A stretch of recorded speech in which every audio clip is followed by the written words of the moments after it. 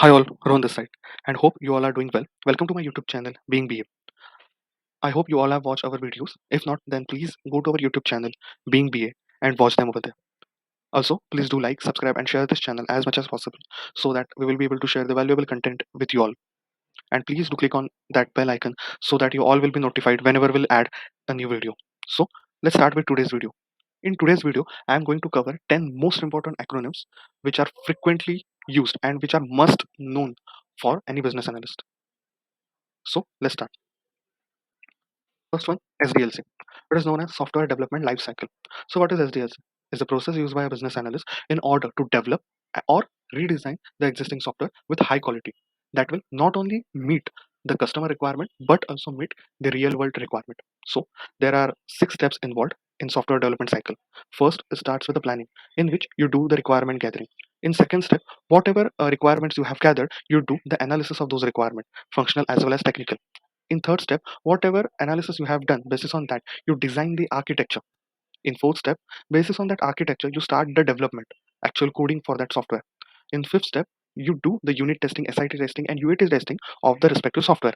And the last stage is deployment and maintenance of that software. So all these steps involved, and it is known as a software development cycle. Second, BRD is known as business requirement document. So what is BRD? BRD describes the problem the project is trying to solve and the required outcome necessary to deliver the value. This BRD document keeps everyone on the same page and directs the project. So, to give you understanding in one simple line, BRD is a high level business requirement document. Third one, FSD, functional specification document. This document gives you an idea how the respective software will work or will function as, what the respective features, functionality will be part of that software, and it is drafted basis on the BRD. Fourth, invest. Any user, whoever wants to write quality user stories, need to make sure that their user story should follow the invest. What do you mean by invest? I stand for independent.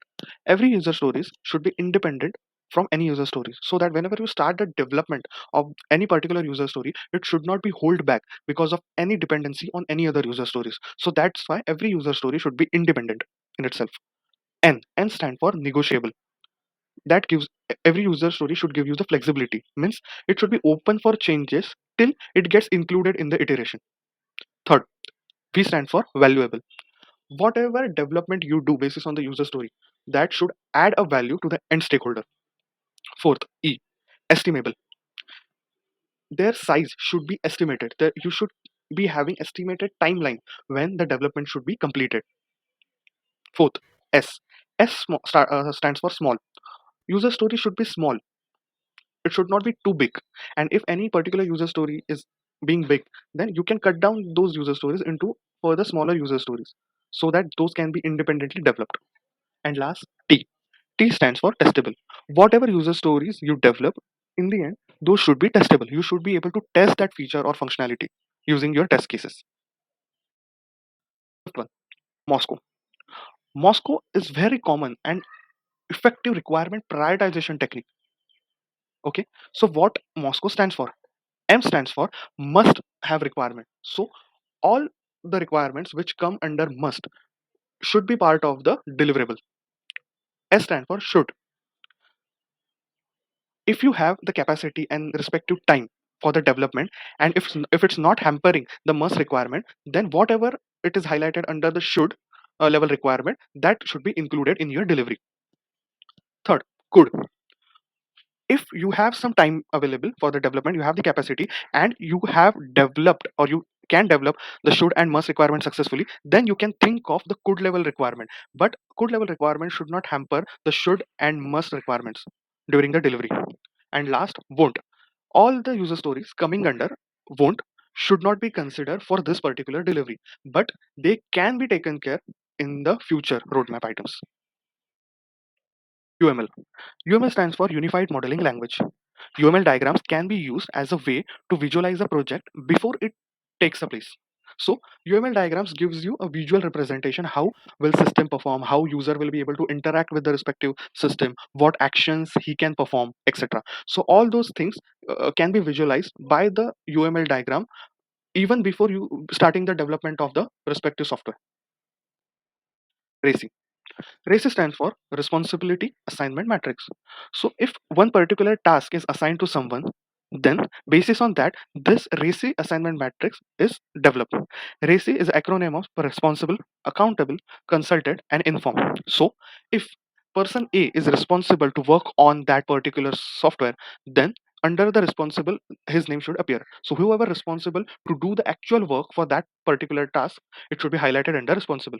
Accountable, who is accountable for the success of that task, and the decision maker, that particular person's name should come under the accountable. Mostly, as said, project manager comes under this category.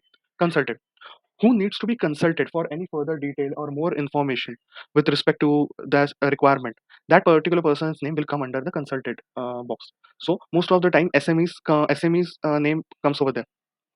Inform, who needs to be kept informed for the major update regarding the particular development. Typically the senior leadership member comes under that bracket. 8. Requirement Traceability Matrix, also known as RTM. So the Requirement Traceability Matrix is a mechanism for managing the life cycle of requirement throughout the project. So what the RTM helps, it helps the business analyst to keep the track of the requirement and communicate effectively the status of requirement to the stakeholder.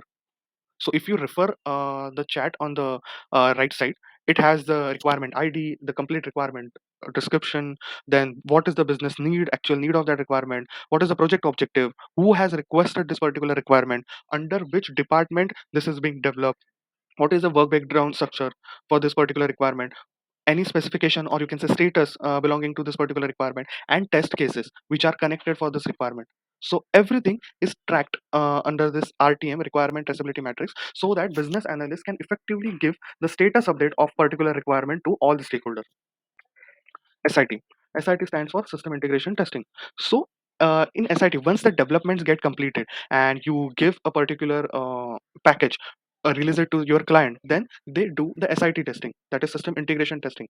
So in this particular testing, you have to test if any particular integration you have done with the third party, you are using any kind of services, then all those system integration technique or you can say technical stuff need to be tested under SIT testing. Last one, UAT. It is known as user acceptance testing. So, user acceptance testing is one of the last stages of your software development lifecycle. It is performed after the software has been thoroughly tested by the QC team. Here, you can say actual business team comes on the floor and they do the testing of the respective software and make sure that whatever they have asked during the requirement gathering session, all those things has been met during unit testing. So, it's the last stage of the testing. It's sometimes also known as the end user testing.